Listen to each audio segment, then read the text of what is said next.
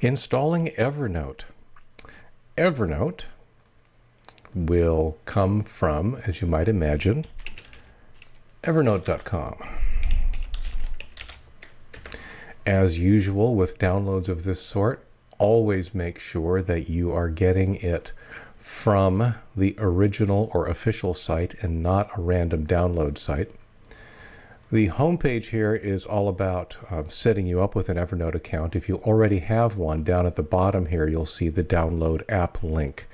That's where you want to go ahead and download the Evernote that we want for Windows. Once downloaded, we simply run the executable. Once that starts, we can minimize the browser. We accept the terms of the license agreement, and we're done with the setup.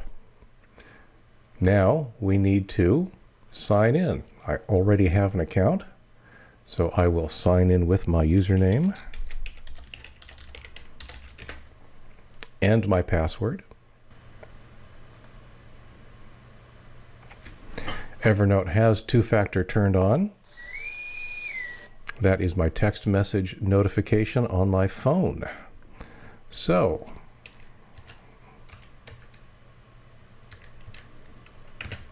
my verification code is accepted, and now it's opening, accepting, and setting up the database and downloading all of my notes from the internet.